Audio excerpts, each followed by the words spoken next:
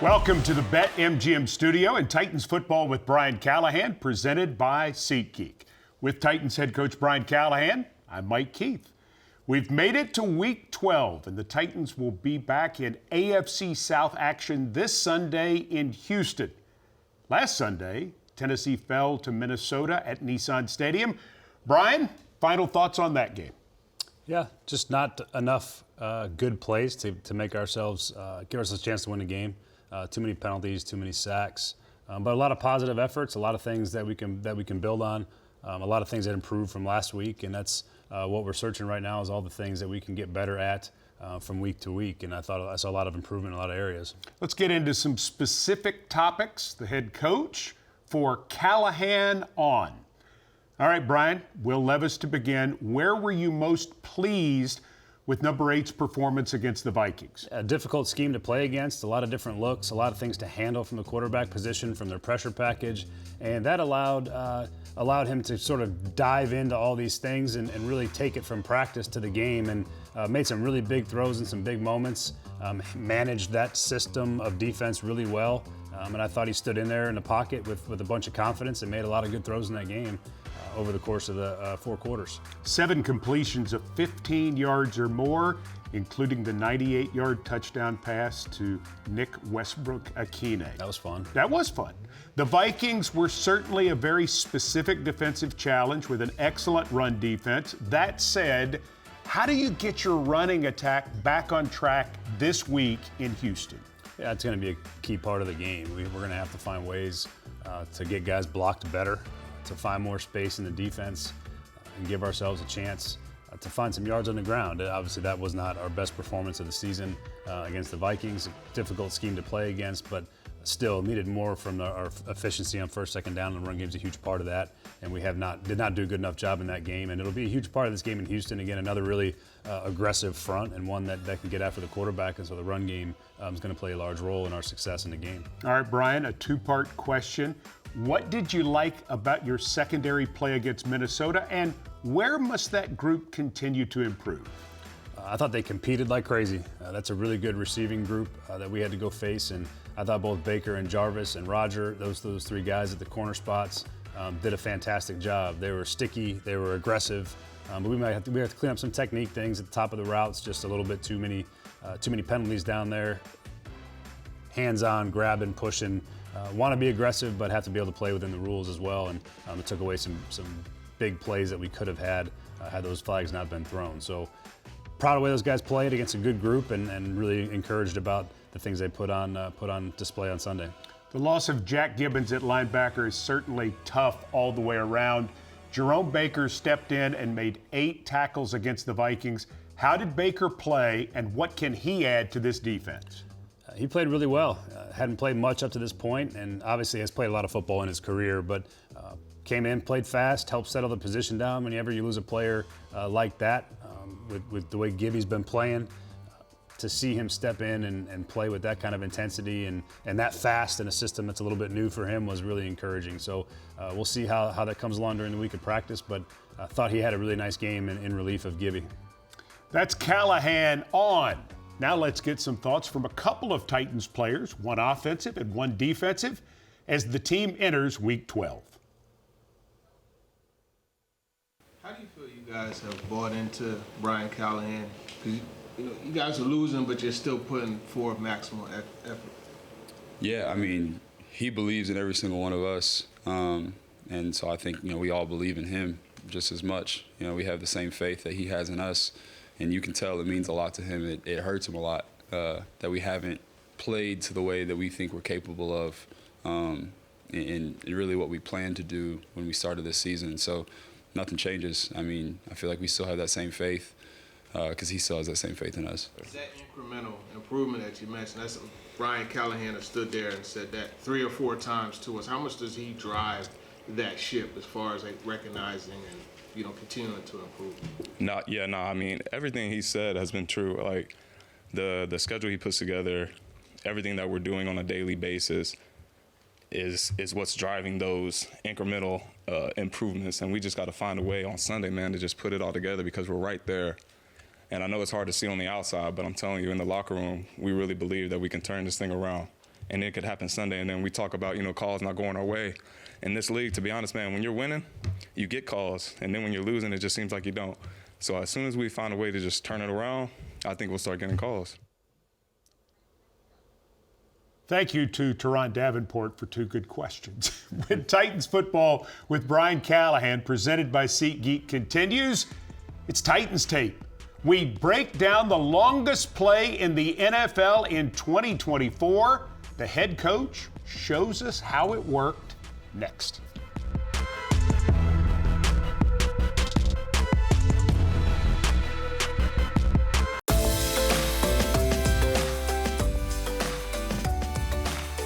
Welcome back to Titans football with Brian Callahan, presented by SeatGeek. I've been waiting for this for 48 hours because you know the play we're going to show for Titans tape.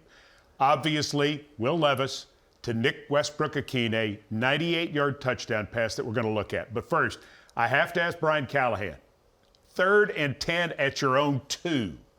You're going against this defense. I mean, was it tough to call this play? It's just as like a play caller's nightmare, this particular scenario, this long 3rd down in the shadow of your goalposts. Not very exciting for me. After 2 very kind of unsuccessful plays, which is why you're in 3rd and 10. But one thing we did do is we knew that if we stayed in our 13 personnel, which is 3 tight ends, you got one there, and one there with Chig, that was going to maybe calm down we could maybe predict a little bit better of what they were going to be in. And so Minnesota's in their big people front versus our big people. We call it what we call a 6-1 front. So you see you got 3 here and 3 here. That's 6 guys in the line of scrimmage and 1 backer in the box. And then you see the shell here for 3rd down is obviously in a 2-high shell style. And this was actually a suggestion as we were getting ready to call it. Justin Outen had kind of put this one in my mind. He goes, you have that play out of 13 that we can call. I was like, okay, great. I didn't want to get into a 3rd down defense and invite all the other junk that they would do in a 3rd down backed up. So we called this play, and it's a very simple play. It's just really an out route or a sail route by Chig, and then Nick's job is essentially to clear this out for that route. So again, trying to get a 1st down on the sail route, and then the back ends up being in the flat to sort of complete that 3-level throw. It's a max protection, so we have all these guys in protection to block all these guys here, which is what you need. And the trick of it is, and what happens here, what makes this play, 1 is the protection, and 2 is Nick running all the way through, understanding that he's doing a job, but he can still potentially get the ball, but he's running full speed like he's going to get it. And lo and behold, he does, because what happens here is they play a cover 4 style defense, and this corner and this safety play what we call Palms technique. And so if number 2 breaks out, he traps it, and then he is over the top. It turns from a quarters look into a cover 2 look, sort of on the move based on the route combination. But what happens is Nick and Will both had this feeling. They knew it was Palm. So you see this corner with vision on 2, and Nick outside releases, and you can see him looking at him. But because Nick's running as fast as he possibly can and understands that he might get the ball, he really beats this safety to the spot. And now they're trying to trap it, but he takes a bad angle, and we throw it down the sideline for an unbelievable 98-yard touchdown in my least favorite play calling scenario. So that part of it was really critical. But you see, one more time, watch the corner, see the corner fall off on that sail route by Chig. And it's really just the effort by Nick and the awareness by Nick to continue to keep running. And it's a brilliant protection all the way across the board back here, and a really, really nice throw by Will. Okay, let me ask about Will here. When does Will have to decide he's going to Nick? How quickly in the process? Almost immediately. So you see, once he diagnoses what's happening, you see his drop, which is footwork here. He takes 3 steps, 1 hitch, and the ball's up. And so really, it's almost instantaneous. He knew pre-snap, him and Nick had a pretty good idea that based on his contour, they had a really good chance of getting that style of coverage. And Nick ran to win, and Will put out a great ball for him. But he knew pretty much immediately. Is that the footwork you worked on all spring and summer? Those are the things that we work on every day in practice. But really, really on time is what we like to say. Just it's a 3-step drop, a 1 hitch, and the ball is in the air. And that's the time you have to play with in the NFL, and it results in plays like that. We'll let Nick take us to the house as we go to break. This past Sunday was the Titans' Salute to Service game. For the Titans, our special tie to Fort Campbell allows us to have some outstanding events around the Salute to Service game. We'll share two of those events with you when Titans Football with Brian Callahan returns.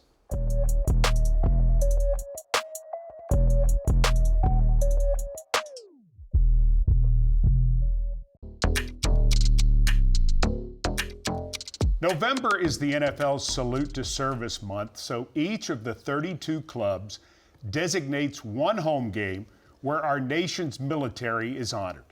The Tennessee Titans hosted their Salute to Service game last Sunday at Nissan Stadium, but in the days leading up to Sunday, the Titans were part of two special events.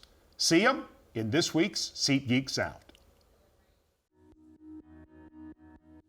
The Tennessee Titans organization welcomed hundreds of soldiers from Fort Campbell to Ascension St. Thomas Sports Park for some big-time competition. Soldiers competed in a flag football tournament known as the Tito's Military Bowl. The 531st might have captured the championship, but everyone had a great time. Today we have 6 different battalions from Fort Campbell here at our facility to compete in a little flag football. It's part of our year-round military appreciation. This just happens to be Salute to Service weeks. You know, we got soldiers out here and that's what it's about, right? Give them an opportunity and, you know, incentivize them of being in this environment. But, you know, soldiers work hard every single day to be able to protect and defend, you know, our country. So this is a great opportunity just to get out, and we got athletes, and so a good opportunity for them to show their athleticism in the Tennessee Titans, you know, practice facility. To honor those who have made the ultimate sacrifice in service to our country, the Tennessee Titans invited 2 families from the Tragedy Assistance Program for Survivors, known as TAPS, to a special weekend honoring their fallen heroes. Chief Warrant Officer 3, David Stanley, and Chief Warrant Officer 2, Natalie Wamsley. Select Titans players wore their initials on their helmets during the game with the Vikings. The families attended Saturday's walkthrough practice and were recognized during the Salute to Service. The team has invited 2 of our families in today to get a tour of the facility, to watch practice. Players on the team have volunteered to represent their loved ones at the game, so they'll be wearing their initials on their helmets at the Salute to Service game. Please welcome the families of TAP's fallen heroes, Chief Warrant Officers David Stanley and Natalie Wamsley.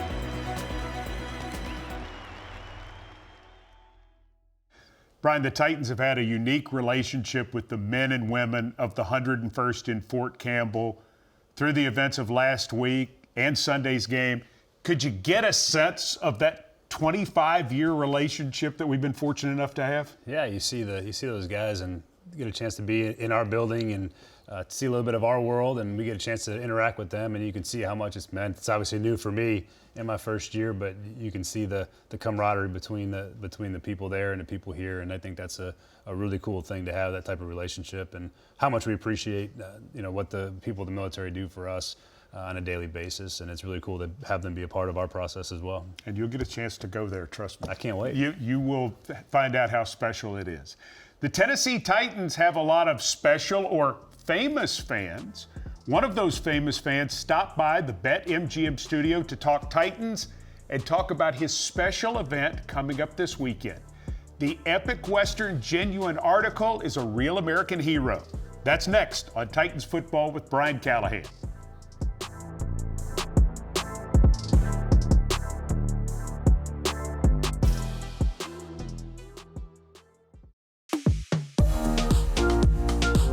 Welcome back to Titans Football with Brian Callahan, presented by SeatGeek. Olympic gold medalist, broadcaster, cancer survivor, and cultural icon, Scott Hamilton. He is a Tennessee Titans fan. Not a surprise, because Scott has lived in Tennessee for quite some time now. He's a local. Scott dropped by the BetMGM studio this past week to promote his 8th annual Scott Hamilton and Friends Holiday Spectacular, set for this Sunday at Bridgestone Arena. This amazing event raises money to support cancer research through his Scott Cares Foundation. Amy Wells and I had a chance to talk sports with one of the ultimate sports fans that you will ever meet.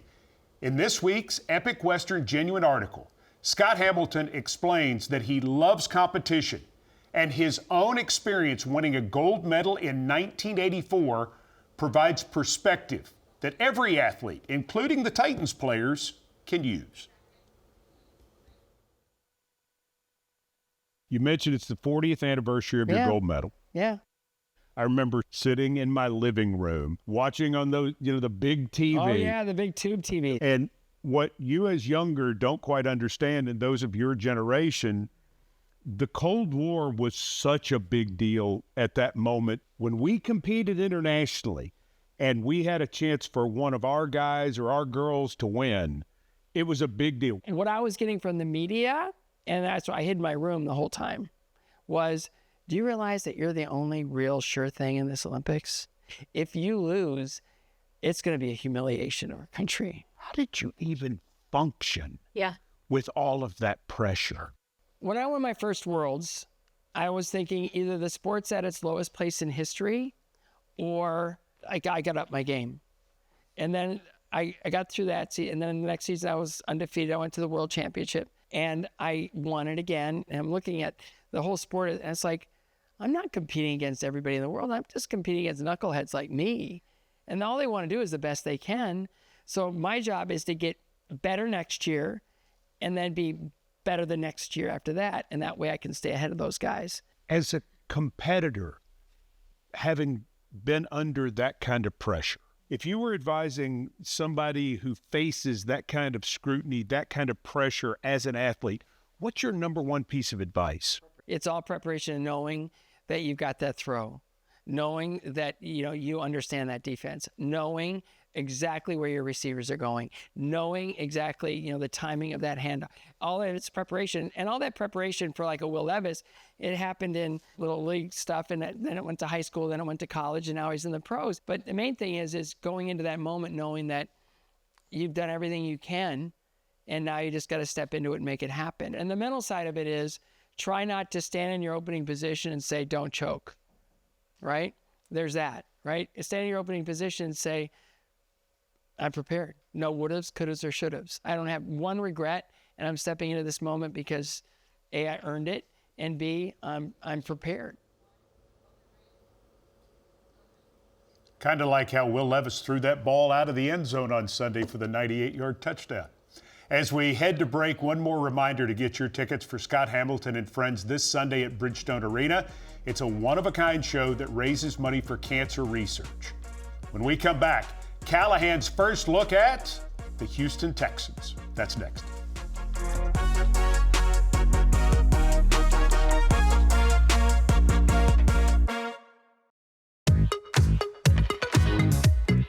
The Titans head to Houston this weekend to take on the AFC South leaders, the Texans.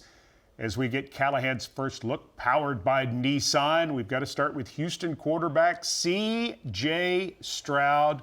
What about the second-year man? Yeah, one of the rising stars of our league, and everything he's done so far through his first year and a half has been incredibly impressive. They're the reason they're considered contenders is because they have a guy like him pulling the trigger back there, and he's been fantastic really since he's come into the league. And I got a lot of respect for him. I enjoy watching him as a fan of quarterback play. Wide receiver Nico Collins leads the team with more than 500 receiving yards. What challenge does he pose for your defense? He's big and strong and fast, and he's an explosive play creator, and he still has all that production and missed quite a few games here. Just came back off the injury, so you can see how much he means to their offense and the success of their offense, that he still has that kind of production in that tight of time frame.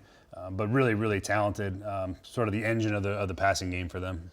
And you certainly know the Texans' new running back, Joe Mixon. Yeah, I love Joe Mixon. I'm not going to love playing against him, but he's one of my players I've enjoyed being around the most. But he runs hard. He's physical. You see him get those knees pumping, getting high in the open field. It's like, oh man, here he goes.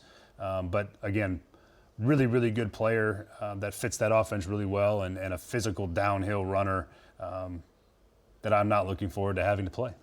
He likes to punish people. He sure does. Titans and the Texans Sunday, 12:02 Central at NRG Stadium in Houston. We hope you'll join us on Titans Radio. For Titans head coach Brian Callahan, I'm Mike Keith. Thanks for joining us, and we'll see you next time.